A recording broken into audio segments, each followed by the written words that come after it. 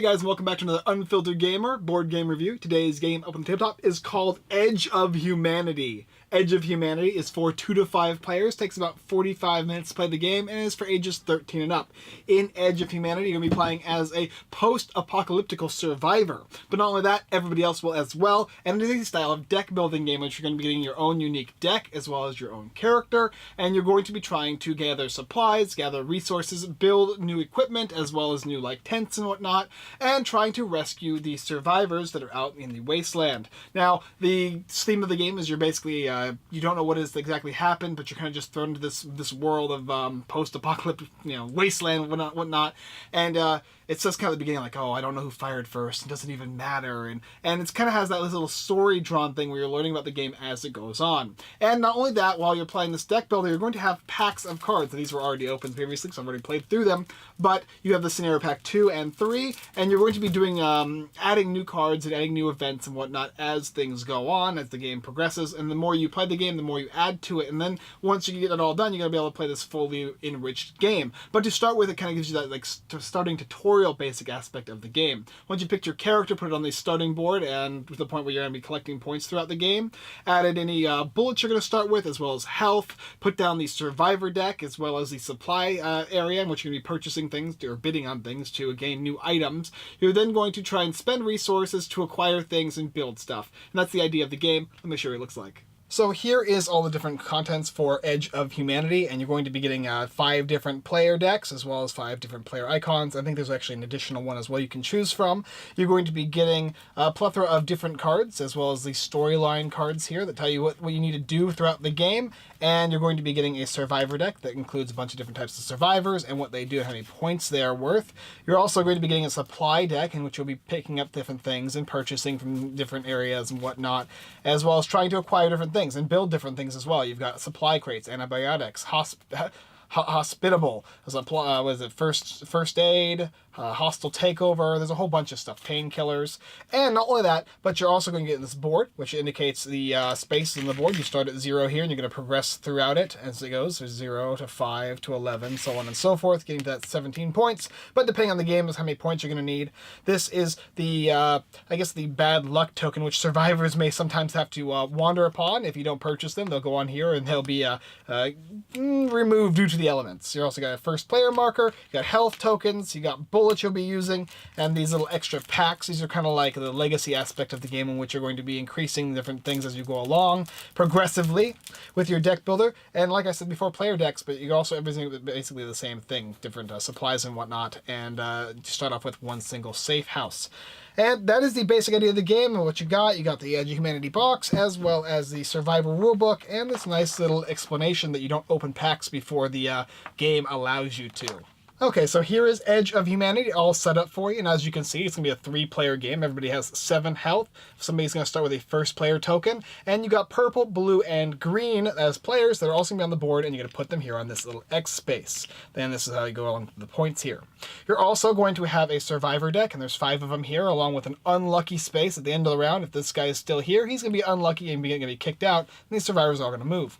This is the supply deck, along with the different supply pools. You're going to be able to try and pick up cards from here, and they can have supplies or different buildings and whatnot, as well as health tokens and ammo tokens. They'll be used probably later in different rounds, as well as these extra little packs here. These extra packs here are going to be used for different games, and if you do go through the first game, you get to pick another one up and add that to the pack, as well as the second and third game. You're also going to have this little event deck, and after every round, you're going to have somebody pick up, the starting player is going to pick up this card, read the back of it, and see what it does. So I'm not going to spoil anything for you guys, but I'll go ahead and talk about a round of play. The first thing that happens is the event phase, in which this player, the player with the starting token, is going to take this card and read it, and look at the back. And it says, a deadly epidemic spreads throughout the big city. Warning, don't open this unless you're instructed to do so. This is the first scenario pack. There are 3 in total. Afterward, we'll go ahead and draw another one, because that's the basic one, and read this, and it'll tell you to do something. Sometimes it'll give you a choice, sometimes it'll have an event that happens. This one says choose one. Discard a supply card, discard 3 cards, or lose 2 life. Then you're going to put this over here. That's done for. Every player in order is going to decide what they want to do. So most people will probably going to want to lose 2 life. So they just lose 2 life to the pool. Or they can look at their hand, and maybe they want to get rid of a supply card. We can get rid of this one right here. And you have other options as well. Let's see, what's the other option you can do? This one, you can discard 3 cards. So that's too good. That's too much. So we'll go with this. After the event has taken place, then you're going to go ahead and continue the turn. So first of all, the action phase is going to begin, in which case you're going to draw 5 cards off the top of the deck. 3, 4, and 5, and you're going to look at them. Okay, so some of them are going to have instant actions on them, like this one is a first aid kit. You can discard this card as an action to gain 2 life, and you can also, in this one over here, you can spend an action to gain 2 actions. On the side of the card, it'll tell you the value of the card. It'll tell you how many supplies it's worth, or how many supplies you need for it if it's in red, or how many supplies it's worth if it's in green.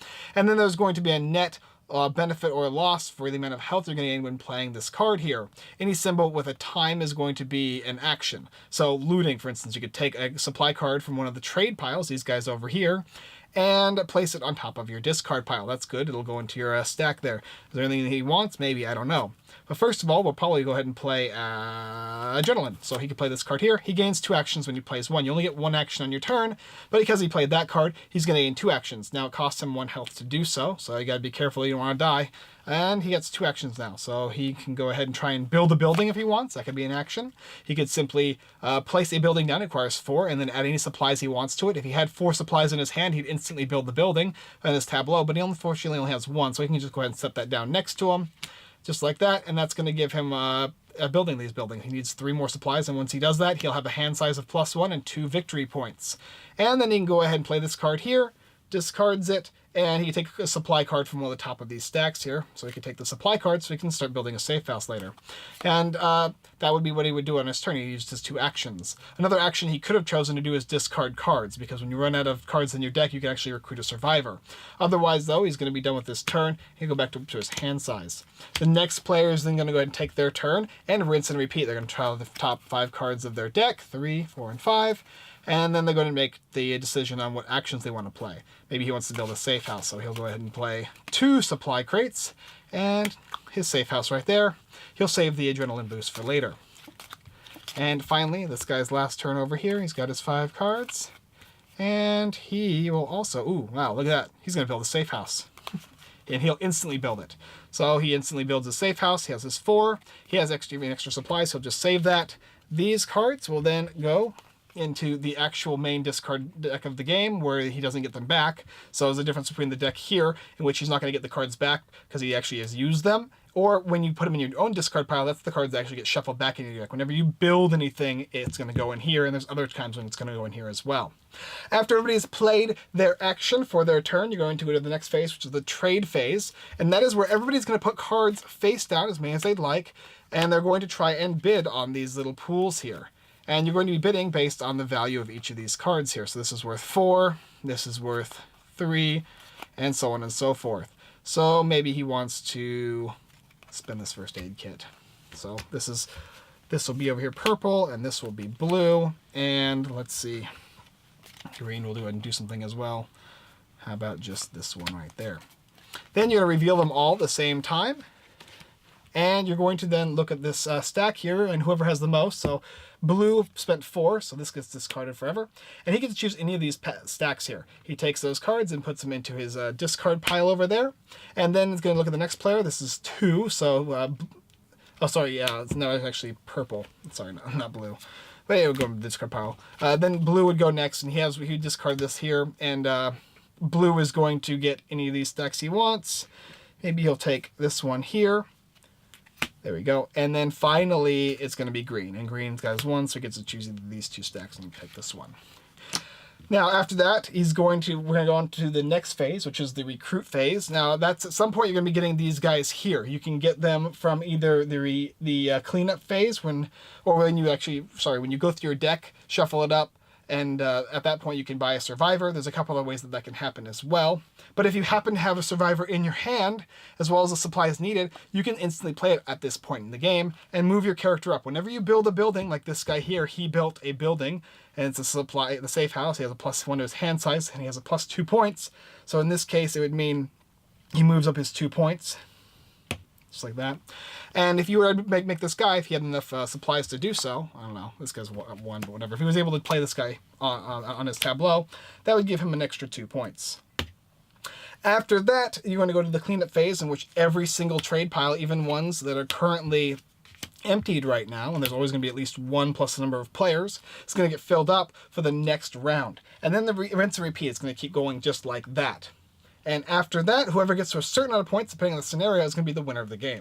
Okay, so now a couple caveats to the game. First of all, when you're building buildings, you don't need all the supplies in order to build a building. As an action, you can play your building, as well as any supplies you have, and then the next round you can use your supplies to build that building. However, whenever you are constructing or summoning characters in the game, the different survivors, you have to have all the supplies in order to do so, and it can only be in that survivor phase. It doesn't count as an action to play one of these guys. At the end of the game, at the end of the round, you can have that survivor phase to play these guys and gain those points instantly. So do remember that. There's also different actions that these guys can do based on when you summon them. Also, to get survivors, making it even more clear, giving you even more clarity here, when you shuffle your deck and have to redraw, that is when you get to select a survivor from the pool of survivors. At the end of every round, that cleanup phase happens and all the survivors move, and if there was a guy in that last position spot, he's going to die. This little thing here, this unlucky tent. So that is when you're going to be able to... So sometimes discarding cards as your action can be a good idea, because you're going to get through your deck faster if you want survivors. But you have to have supplies to do so, because supplies are in short demand, and a short supply and high demand. And if you don't have them, you can't do anything. So you have to be very careful with that. But just a couple of things to note. Also, the last thing is, you can die in this game, but dying doesn't make you go out. Once you run out of total health in that round, you're going to be out for the entire rest of the round until the cleanup phase, when you get your health back. So deciding on when you want to spend your health and how you want to spend it is very, very important, and it can cost you the game if you're not careful. Alright, so now what do I think of Edge of Humanity by Golden Egg Games? Well, this game has got some really cool art. I really like the art style of the game. I really enjoyed the fact that it was kind of a legacy slash like scenario style deck builder.